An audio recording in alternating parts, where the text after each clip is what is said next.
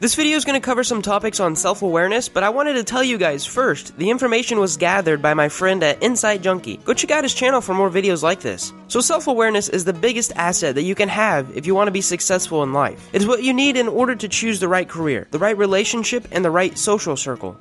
If you have to get from one city to another, you have to know which city you are in right now on the map. Similarly, self-awareness is like knowing where you are on the map of life, so that you can chart a course to your destination.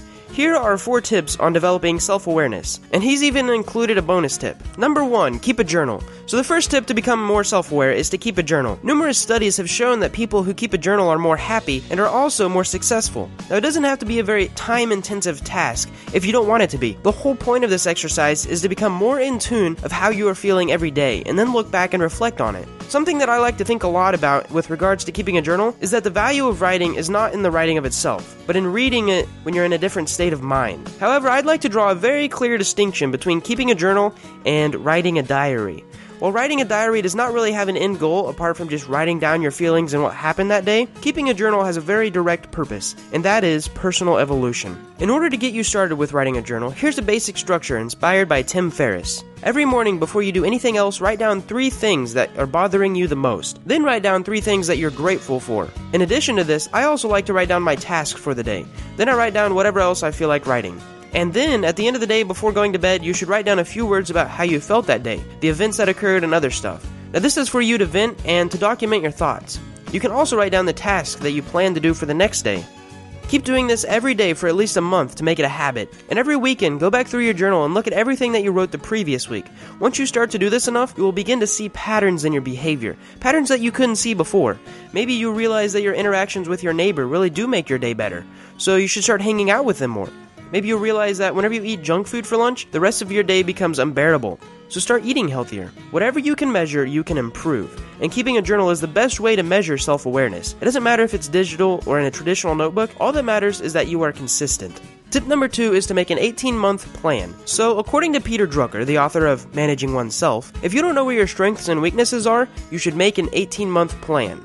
Before taking any key decision in your life, write down what you expect to happen 18 months later. Now this time frame of 18 months is very important. The reason it's chosen to be 18 months is because it's neither too short so that your goals seem too big to achieve, nor is it too long of a time frame so that you don't even want to work on it. I think this can be particularly helpful when deciding which career you want to pursue. If you want to become a graphic designer, before starting, write down what you expect the outcome of this job to be 18 months down the road. Write down your expectations, your hopes, what action you're going to take. Then, when the 18 months are up, compare your reality to what you wrote down. Now you will be able to deduce where your strengths and weaknesses are. Maybe you didn't do so well in group projects that involve a lot of people. Maybe you work really well under stress though. Whatever it is you find, try not to identify yourself on the basis of your strengths and weaknesses. I think of life as an RPG game, and each person has various attributes that can be improved incrementally. With that being said, once you find out what your base strengths are, you need to double down on them, which brings me to my next point.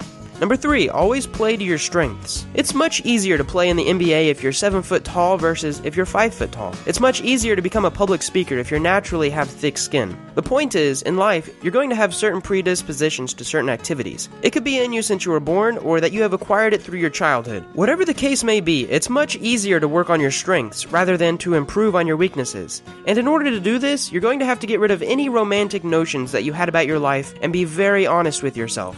If you always thought that you wanted to be a computer programmer, but you tend to do your best work in outdoor activities, then maybe it's best for you to pick a career that is more outdoors. It will be far easier to leverage your natural strengths than working hard on improving a weakness, which won't give nearly as many returns. There's also a part of the problem with education systems around the world. Standardized tests weren't built to measure your strengths and weaknesses. Like they say, if you judge a fish by its ability to climb a tree, it will live its whole life believing that it is stupid.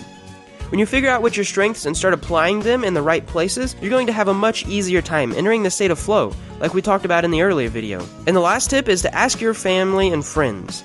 Even after journaling and introspecting, you may not be able to find all of your strengths and weaknesses. Some things are only visible from the outside, which is why you will need the help from your family and friends. Figure out 10 people in your life who you trust, people you can rely on to give you honest feedback, and ask them what they think your strengths and weaknesses are. If you have a hard time doing this in person, you can also send them an email or a message on Facebook. While you're asking them this, be sure to tell them that they can be 100% honest with you and that you won't take offense to anything they have to say. but you have to be true to it too. Most people will have a hard time being completely honest with you, so let them know that you're comfortable with them being brutally honest. After you get everyone's responses, you're going to have a good amount of data to analyze yourself with. The best thing that you can do with this exercise is that if most people's responses overlap, then you will immediately know a fact about yourself. So for example, if you thought that you were a good listener, but 8 out of 10 people that you asked said that they wished you were a better listener, then that is something that you need to work on. And then other things won't overlap. Keep them in your mind and see if any of them holds true. Not everything that everyone else has to say about you will be true, but it will be in your best interest to at least give it a thought. Now the bonus tip is meditation. Meditation is a really helpful tool that has gained a lot of popularity recently, and for good reasons. Meditation doesn't have to be complicated, and you can do it in 10 minutes before starting your day. Insight Junkie does it right after writing his journal. Simply sit still for 10 minutes and focus on your breath. Observe your thoughts, and keep your mind still. Don't get annoyed if you get a lot of random thoughts. That is simply part of the process. You will soon realize how much chatter there really is going on your mind, and all you have to do is be patient and let the thoughts pass. This helps tremendously in taking control of your thoughts, which lends itself perfectly to becoming more self-aware. Now on a personal note, I want to say that self-awareness is really important to me.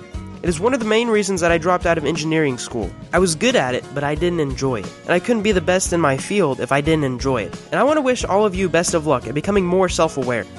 I want to say a big thank you to Insight Junkie for coming up with this script and coming up with a lot of the information for this script. Go check out his channel for some awesome videos. Thanks for watching, and I hope you guys enjoyed.